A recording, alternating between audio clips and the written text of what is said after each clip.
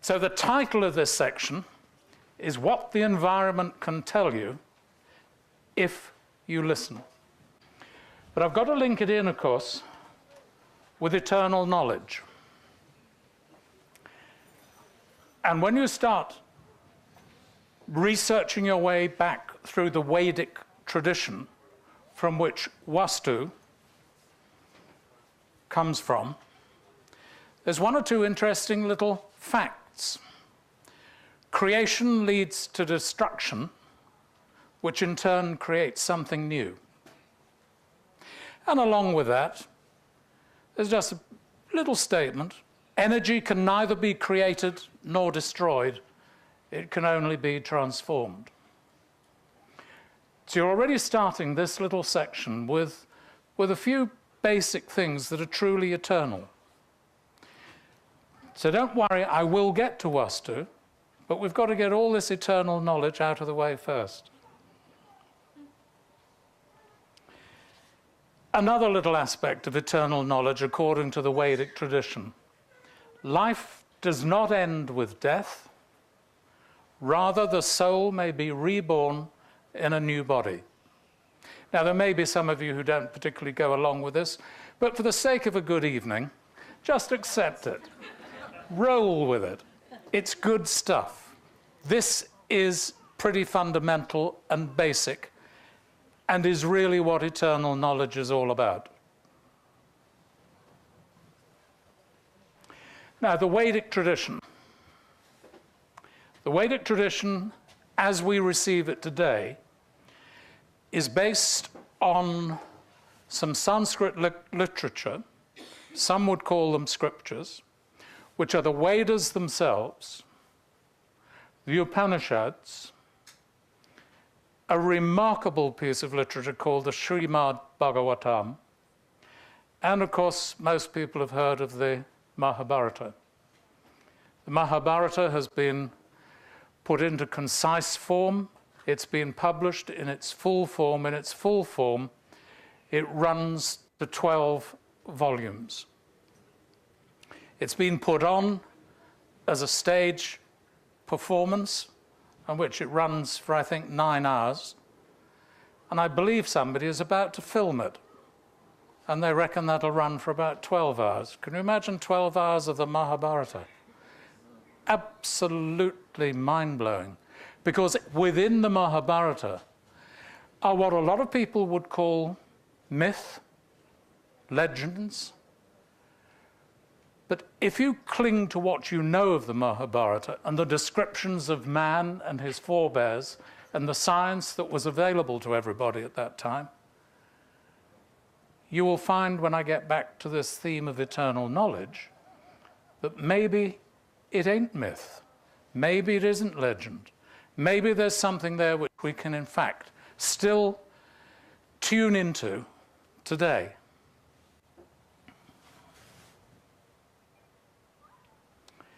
The Srimad Bhagavatam is described as the eternal knowledge given by the Lord Krishna to Brahma before creation began. I just sort of slipped that little before creation began in quite quietly. I didn't really want to sort of excite you too much. But I've put that little bit in red. Before creation began. What a concept. That eternal knowledge began then, before there was a creation.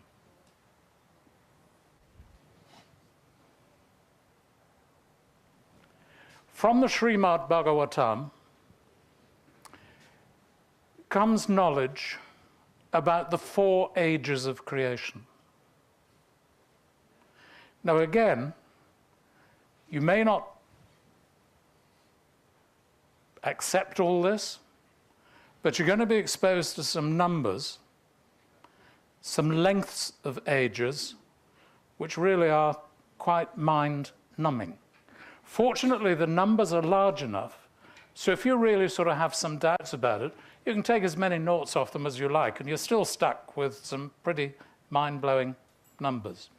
Now, for those of you at the back who won't be able to read the PowerPoint, the 4 ages described in the Srimad Bhagavatam are the Satya Yuga, which lasts for 1,728,000 years.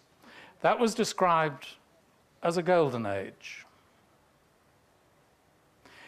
That is also described in the Mahabharata. Man had access to telepathy. Man had access to flight. Man had access, quite simply, to eternal knowledge. It didn't have to be studied. It didn't particularly have to be remembered. In a golden age, that knowledge was just there. After that age expired, the Treta Yuga, the Silver Age, lasts for 1,296,000 years.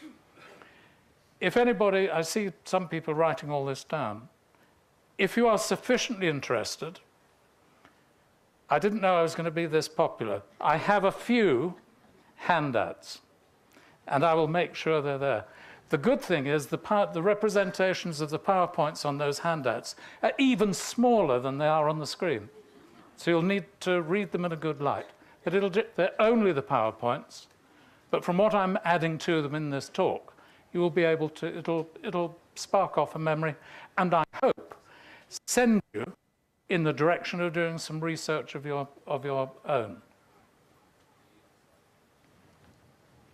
So the Silver Age, not quite as much enlightenment about, not quite as much easy access to the eternal knowledge, things beginning to run down.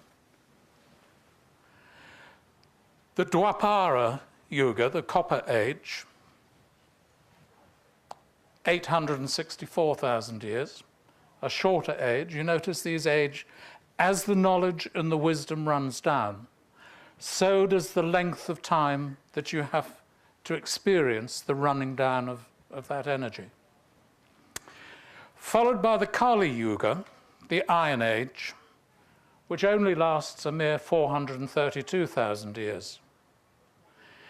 I should perhaps point out, because terms like Bronze Age are being bandied about nonchalantly during this weekend, these descriptions of gold and silver, copper and iron should not be mistaken as another aspect of the Bronze Age, or the westernized Bronze Age and Iron Age.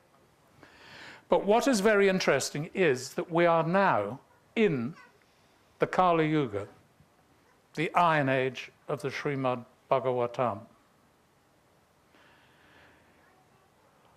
Lots of people argue about when this Kali Yuga started. I mean, bearing in mind it's 432,000 years long, I don't think it's a sort of argument that really merits wasting much time on. But the Srimad Bhagavatam is very precise. We have 427,000 years of the final age in the cycle leading to destruction left. So as I said, buckle up. It's going to be a rough ride for the next 427,000 years.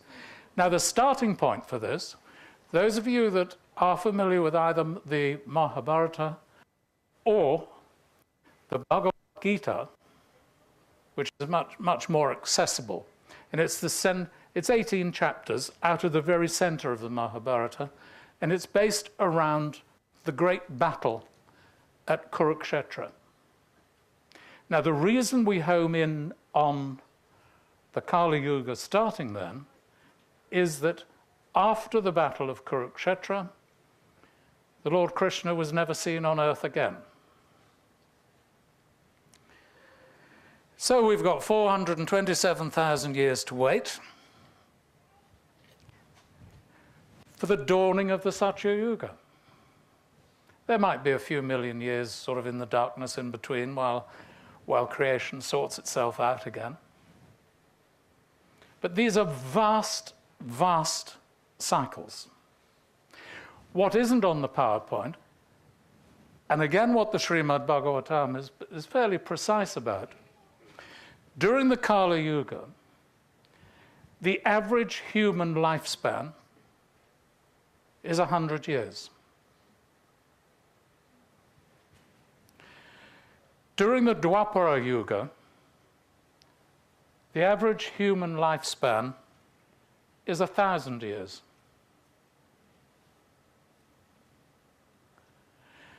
During the Treta Yuga, you can tell what's coming, can't you? The average human lifespan is 10,000 years. And in the Golden Age, the human lifespan is 100,000 years. These are concepts that are so far beyond what we work from today that they are truly part of eternal knowledge. So you might be thinking, if these are cycles and they come to destruction, doesn't all the knowledge disappear? And how can all that knowledge be retained and be reborn in the Golden Age? The Vedic tradition tells us of the 14 sons of Manu. These are beings, avatars, if you like. Everybody knows what avatars are. They're blue and very tall, and they come in 3D. But these 14 avatars live right through the cycles. Their lifespan is 306,720,000 years. Again, you don't have to accept it. You can take as many noughts off that as you like, and it's still pretty stunning. But that is how the eternal knowledge survives the cycles. So when Isaac Newton was talking about eternal knowledge, as Lucy was referring to, and as is mentioned on the Eternal Knowledge Festival website, all he was doing was sitting quietly. I mean, we're familiar with the tale of, the universities were closed because of the plague, and he was in the garden and the apple dropped on his head. Nothing to do with the apple dropping on his head. He was just quiet. He was listening to the knowledge that was coming through space, ether, and akasha. And we were familiar. There's a whole discipline about akashic records. I'm not going to go into that. There are people far better qualified to talk about that. But that eternal knowledge is contained in space, ether, akasha. It's all one medium. It's all one element.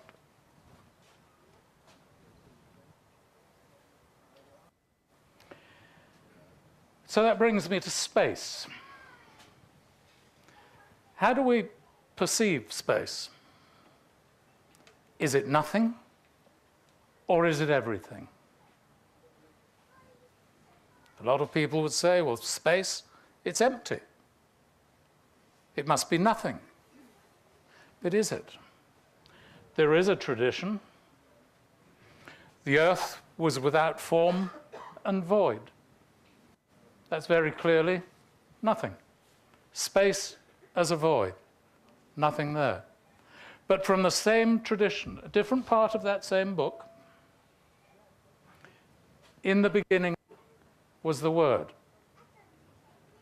Now there you have a vision of space, a void, a nothing, which is full of everything. That word contains all potential. From that word or sound came the whole of creation. Comes the whole of creation. I should keep it in the present. We haven't quite used up our 427,000 years yet. So there is a concept that space is full of everything.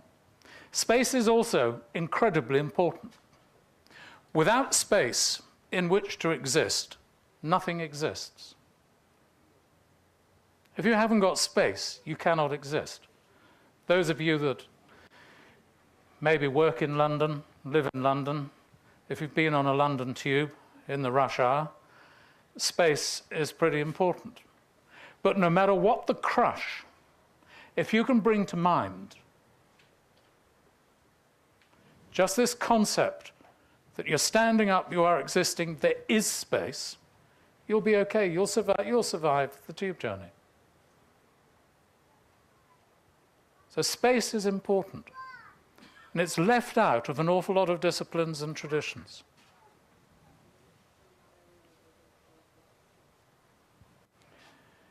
Again, the Vedic view from the Sanskrit literature is that space contains all that has ever happened and will happen. And of course, all that is happening at the present time. Eternal knowledge is contained in that space. All we have to do is listen to it. Now, by listening, I'm not suggesting you just sort of go into them. Well, you can, if you like, go into the middle of an open field, sit there and listen. When I'm referring to listening in this little presentation, it's listening with it's using every conceivable sense. It's observing everything that is there to be observed. So it's listening in the fullest. So if you want to make a scientific breakthrough, if you want to unblock a philosophical obstruction, just sit and listen, because that knowledge is surrounding us. It's present. Eternal knowledge, yes, I've talked about millions of years, but eternal knowledge is always present. You can have direct access to eternal knowledge at any time, just by listening.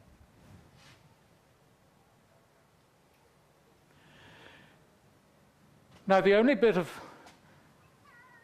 Feng Shui I'm going to talk about are the 5 elements that are used in Feng Shui.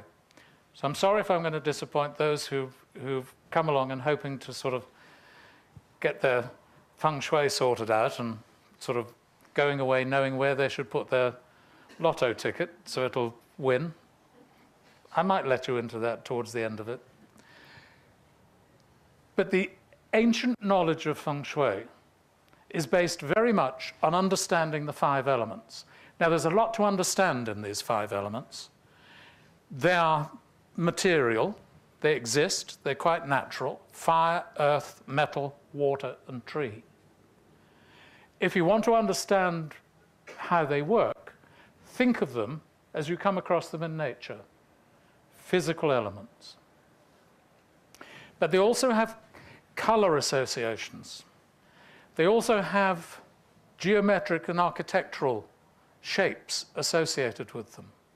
They also have relationships, one element with another. For example, fire burns and produces ash. That ash we recognize as earth. Earth under compression becomes metal. Metal in the fullness of time returns to a liquid form. That liquid form and the water element nourishes tree. Tree fuels fire. And so that whole cycle goes on. Once you understand the cycle between the elements, and if you can then identify the element in any situation, in any design situation, any architectural situation, indeed in any human relationship, because each of us are dominated by one or other of these elements. Once you understand how the elements themselves relate one to another, you will have a great understanding of the situation, the individual. You will be tapping in to a knowledge which goes beyond just, oh, I know about the elements. You don't. You're tapping in to an eternal knowledge which is always present. Now, the Feng Shui elements are okay as far as they go. But we have another tradition, and I hate it being called the Indian Feng Shui. There is a system of Vastu. Now, those of you that have come across it before, you'll see it written either as Vastu with a short A or Vastu with a long A. And you might have thought, oh, that's just people being pedantic. But there is a difference. Vastu with a short A is the pure subtle energy which underlies all things animate and inanimate. Without the presence of Vastu, nothing exists. Put the extra measure of A into it, it becomes that same subtle energy, which is then made manifest in matter. And for our purpose, we can think of that matter being buildings. So we're neatly moving into Vastu from this eternal knowledge. But I'd like you to keep in mind that Vastu, what powers Vastu, the energy of Vastu, and why Vastu works, it's a way that everybody can tap instantly into eternal knowledge.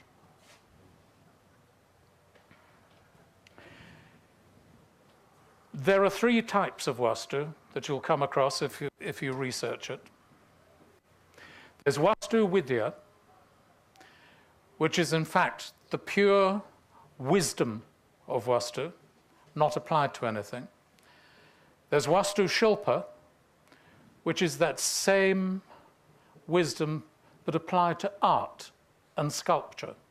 So that a beautiful sculpture, one that really uplifts you when you see it, it doesn't have to be Indian.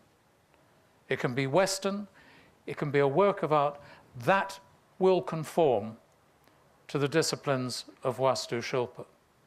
But what I'm going to talk about to you this evening is Vastu Shastra. That is normally described just as the science of dwellings, the science of building. But again, if you go back to the Srimad Bhagavatam, I can see the sales of copies of the Srimad Bhagavatam on Amazon are going to go through the roof. Don't bother with Amazon, just put Srimad Bhagavatam into Google. Make sure you've got a nice cup of coffee or herbal tea, switch the phone off, shut the door, and just go on the roller coaster that is the Srimad Bhagavatam. There is just so much real knowledge being released at the moment. The time is right. But you find the Srimad Bhagavatam doesn't just refer to it as the science of dwellings. It is the science of the dwellings of humans and gods, not even the dwellings of humans or gods. With Vastu, humans and gods can exist within the same dwelling. And so you get potential, all potential. Imagine what it would be like. You could go home, arrange your home, arrange everything so that the energies are there, so you're not on your own. The gods are there assisting you. Wouldn't that be brilliant? But it's not a sort of, wouldn't it be lovely? It can happen.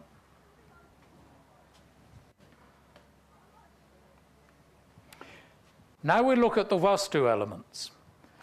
Basically the same 5 elements: fire, earth, water. But you see, we've lost metal and we've lost tree. Tree is replaced in the Vastu system by air. And if you think of the physical tree, it's encompassing air. Space is the interesting one. Space replaces the metal of the Feng Shui system. Metal is solid. It's crammed full of molecules that are not moving very fast. Space is crammed full, as I said, of everything that has ever happened, is happening, and will happen. Space is full. And it's only Vastu that recognizes that aspect of that particular element. So when you start applying Vastu to a building, to a space, to a situation, you're bringing in a life force, prana, the air, but you're also bringing in all the potential from knowledge that's accumulated over years. And of course, while I've been talking about eternal knowledge, I think all our minds, my mind, has been going back to knowledge that has existed. But space contains all that will happen as well. So if you don't want to get caught out too much in this life, again, listen to the space. I appreciate it's going to be a little bit difficult. You're probably going to be sitting there sometime and your wife or partner will come in and say, "What are you doing?" And you'll say, "I'm just listening to the space." Well, you'll have to live with the reaction you get to that. But there is so much to learn.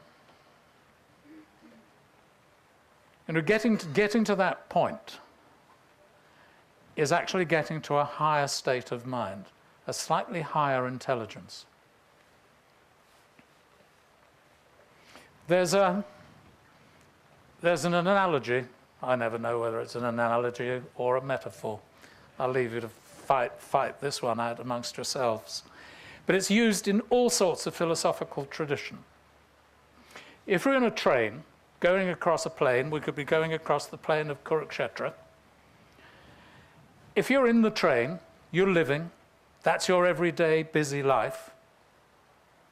All you can see is what's passing and what's happening. If instead you're on a mountainside overlooking the plain and the train is going along, you can see where that train is going. Yes, you can also see where it's been. But that's the difference. If you're in the train, you can only see where the train is. If you listen to the space, listen to your environment, take note of the knowledge that's coming in, then you might just be able to see, literally in this case, what's coming down the track.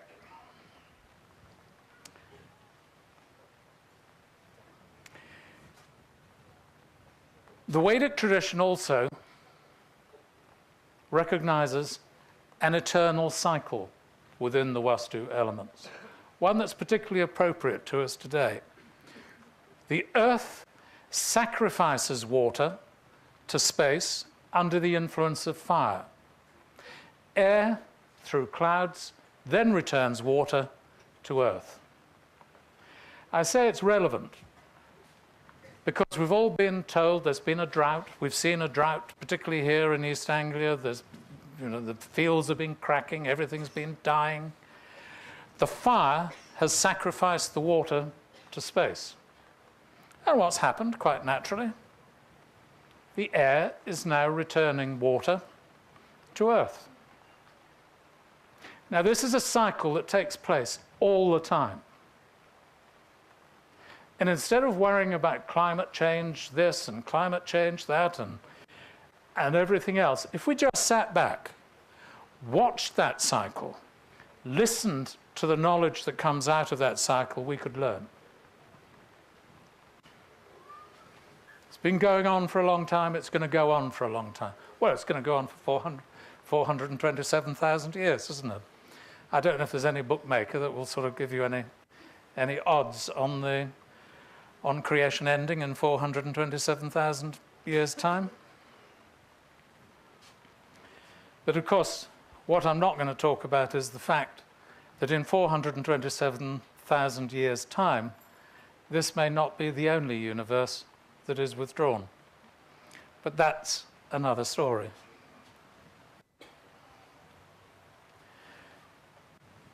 Vastu arises from the Vedic tradition, as I keep telling you, that if you want to read more about it, you can buy hundreds of books, but if you want to go back to the source, and it's quite tricky getting back to the source, you need to track down the Atharva Veda,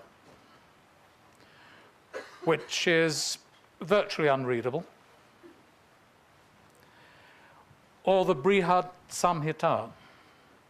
Now, the Brihad Samhita, you would never believe it. You can download free from Google. I advise you to go for the shortcut. It's 500 pages. But the Brihad Samhita and the Atharva Veda together give you every single thing you will ever need to know about Vastu. But you probably need to know how to read the Veda and the Brihad before that. But they were thought to have been written down around 3000 BC. Or I suppose I'm supposed to call it BCE these days, but I like BC. You know where you are with BC. That's pretty ancient eternal knowledge. And we've been working on that unchanged ever since. Vastu practice, in fact, goes back before it was set down. And there is a prayer, a statement, a salutation that any Vastu practitioner should go through before he starts his particular consultation, before he starts giving advice. And he faces the house or the building or the office, and he says, "Facing you, O house, who are facing me, I approach you peacefully. Sacred fire and water are within." Those two are the basic elements that are needed for life. But they're described in this salutation as the doors to cosmic order. Now, you never thought, if you got your house right, you sort of put your underpants away in the drawer in the bedroom, you would actually be approaching cosmic order. But you are. This is where it begins. We're now getting into the practical. We've come from millions and millions of years of eternal knowledge to an up-to-date practical discipline. Now, something else that's interesting. Cosmic order begins with the Vastu Purusha. Now, what on earth is a Vastu Purusha? Well, the what on earth bit is fairly important. That is a Vastu Purusha. That was me on a good day. The legend of the Vastu Purusha is quite interesting, because from that comes all the grids, the diagrams, the calculations, and everything else that you need in Vastu. It's said that Shiva was wrestling with a demon. There's lots of accounts of Shiva wrestling with demons if you go back into Hindu mythology. But he was wrestling with a big one. And the demon, a drop of the demon's sweat fell onto the ground. From that sprung another demon, a vast one, who, having just been born, was very hungry, so set about devouring everything around. Cows, sheep, destroying property, destroying houses. I'm not sure if he ate people, but it was destruction. So all the other gods said to Shiva, "What on earth are we going to do? We're being eaten out of house and home. There's only going to be destruction." So Shiva called for some assistance from 45 deities. It took 45 deities to control the demon and force the demon down onto the ground. I've given you the pretty picture. If you imagine this Purusha forced down onto the ground the other way up, so he's facing the ground, held down by 45 deities, what you then have is the Vastu grid for every single property. Your house will conform to a Vastu grid. It'll have 45 squares. This one you won't read. I can read it. But there are 45 squares on that.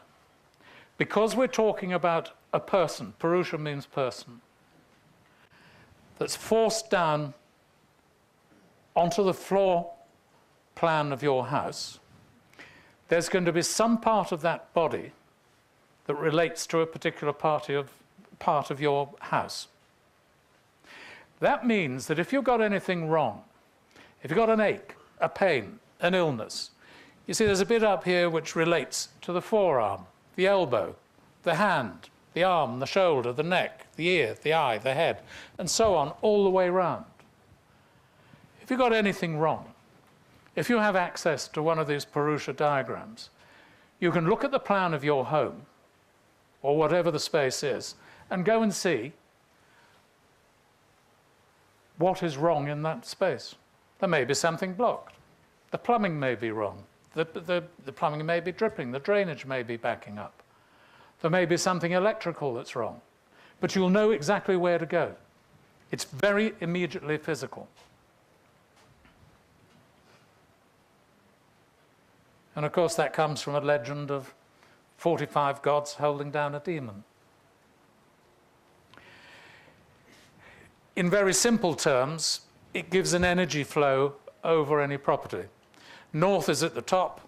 Energy in Vastu enters at the northeast, flows around the central space, and will exit at the southwest unless you block it. So you'll find a lot of Vastu-designed properties will be lower at the northeast and higher at the southwest. All the principal energy and the important places are in the northeast. But there's something else you need to know about. You've got a fair grasp of the elements. You know about the Vastu Purusha. You're going to walk out of this yurt this evening knowing all the fundamentals of Vastu. It is genuinely as simple as that. Anybody who tells you it's not is trying to make money from you. Vastu and Feng Shui is very, very simple. But the three guna do not appear in Feng Shui. They only appear in the Hindu and Sanskrit tradition.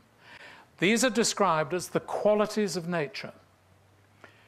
Creation is brought about, and it has these three energies, these three qualities.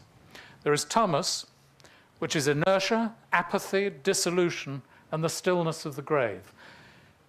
Ultimately, tamas holds everything rigid. The good thing about it is it holds its form. Without tamas, this would have no strength. It's held in place by tamas. Rajas is action, energy, anger. It's actually the energy by which creation turns. If you can balance tamas and rajas, you get to something called sattva, which is another stillness, but it's a stillness from which unlimited creativity arises. It's a consciousness which brings satisfaction. We even get English words out of this. From tamas, we get tame, to bring something under control, bring it to stillness. Rajas, we get rage, and from sattva, we actually get satisfaction. So the aim is to live one's life and bring one's home to this state of sattva. And you do it by balancing tamas and rajas. So again, you have to listen to what's going on. In any environment, you need to enter the space and listen to its guna and experience its elements. Vastu masters, I don't think they do it in this country, I certainly don't do it, but Vastu masters in India will actually go onto a site, and they might be on the site before anything's built on it for anything up to 2 days. Somehow in the West, if you tell them all you're going to do for the first 2 days and you want to be paid for it is you're just going to sort of sit on the site and sort of soak up the atmosphere, it doesn't go down too well. But in India, that happens. Also in India, a Vastu master will taste the soil. to really associate the element of that site with that particular soil. And that is really experiencing the elements. The balance of guna, we needn't spend too much time on this, but from all this comes a very handy little table that tells you where the guna are likely to be in any situation that has not been remedied. So in the northeast, as I said, which is where all the energy comes in, you're going to find the sattva. In the southwest, where it goes out, that's where all the rajas and tamas is. Then all the other compass directions, there are different balances of the guna. So we've come from ancient, eternal knowledge to a handy little grid which you can apply to your property today or tomorrow. We can look at the 5 elements. This again is something which nobody can see it beyond the first row. But what you have is a very handy grid. You have the elements, the 5 elements. You have their association as a sense. Earth is associated with smell, water with taste, fire with sight, air with touch, and ether, which is space, with sound. So the sound is carried in the ether, the knowledge is carried in the ether. There are also colours associated with those elements. There are geometric forms. Earth is associated with a form of square or a cube. It's heavy and solid. You know, if the element earth, if you're using the element earth in architecture, that's the shape you want. Water, you're looking at the circle. It's fluid, it's cold, it's soft. Fire is the triangle, hot. It brings insight and light. And I don't want to leap into somebody else's territory, but you've got a very strong association with pyramids. Air, interestingly enough, the geometric association with air is the crescent. And if you think, I mean, particularly now, in these days, we can look back at Earth from space, and you can see that, you know, there's those beautiful photographs of the crescent of air clinging to Earth. But space, ether, the form of space is the diamond, and it has a vibration, and it's intangible. Now, in thinking about the diamond form, there are those who, in dealing with the, if you like, with the genetic codes of buildings, they do claim to be able to see the matrix holding the structure of that physical structure. And they will actually see the diamond shapes. Then with each element, there's a range of tastes. I told you about sort of spending 2 days on a site, eating nothing but the soil. Earth is sweet. Water is salty, fire is hot, air is acidic, and there's a bitterness to the element of ether. And then there are just compass directions associated with them. So you see how practical this becomes. You've got something which you can walk around with a notebook, you can go to a site, you can apply it. And the same thing happens in Vastu as it's slightly different to Feng Shui. There are slightly different associations. But you have a little handbook. If your property faces south, your entrance is from the south, you're going to have problems. So get over it. If the entrance is from the north, that's going to be very positive. As we said before, all the prana energy enters from the northeast. That's the best location. Southwest, negative. There's an interesting thing there about southeast being good for women. So if you're collecting a lot of women in your life, put them all in the southeast of your property. There's another interesting link with Feng Shui. There is an aspect of Feng Shui discipline which says if the house is so orientated that from the front door, the master of the house can look to the southeast and see water, in other words, if there's a pond or a lake or a tank of water there, the master of the house will have many concubines. So there is a link between southeast and women.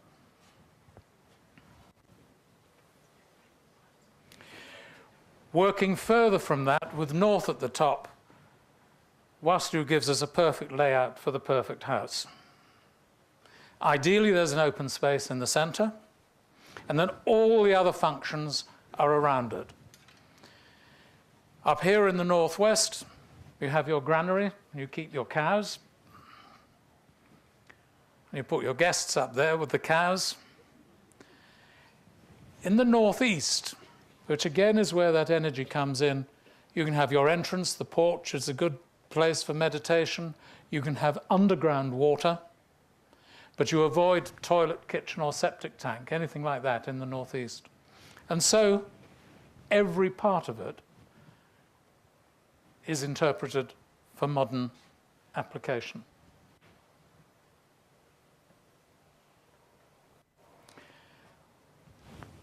Vastu also has an association with color. You notice we're in the West, we're used to sort of Roy G. Biv. The Eastern Association uses the rainbow colors the other way around. I don't know if you can read them. It's violet, indigo, blue, green, yellow, orange, red. Same rainbow, you just interpret it the other way around. But the view of Vastu is that color moves from the calm, safe, ultraviolet of the morning right through to the energetic and dangerous infrared of high noon. And that has to be taken into account when you're applying Vastu design to a new building, particularly in India, because they get a little more sunshine than we do. Mind you, they also get a little more rain sometimes. But I'm working at the moment on two farmhouses which are going to be taken down, and one beautiful new house is going to be built. And it's going to be built entirely to Vastu traditions. So we're already working with the architects on the sun cycle, so that when the sun reaches the point that it's got its very powerful infrared rays, there will be a sort of, what can I call it, a floating roof, a sort of sail-type roof over the building that will hit. Only the ultraviolet rays will actually come into the house directly. And if you think that's difficult in Suffolk, it's not. The farmhouse in question is just south of Delhi. So there's a whole range of color, which we can just say, well, these are the laws of Vastu.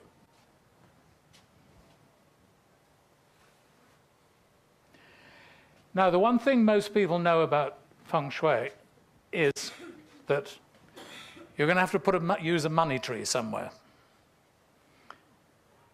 And that's where you should have I said I was going to tell you, where you should have your lotto ticket.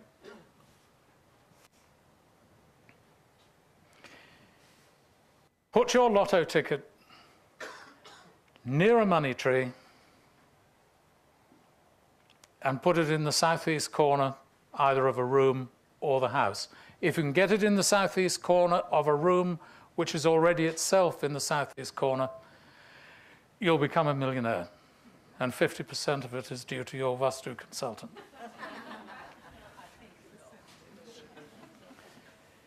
But within Vastu, Tulsi is the equivalent of the money tree, basil. And particularly, what I'm sure most of you know about as holy basil. And of course, it's no accident that people working in space clearing will work with basilica, holy basil, incense. It's a very powerful plant to have. Every house, whether you believe in Vastu, follow Vastu, whether you believe in eternal knowledge, whether you don't want to hear any more about me spouting on about eternal knowledge, buy a basil plant, keep it in the kitchen, eat it occasionally, put it in your cooking, then buy another basil plant. Basil is superb.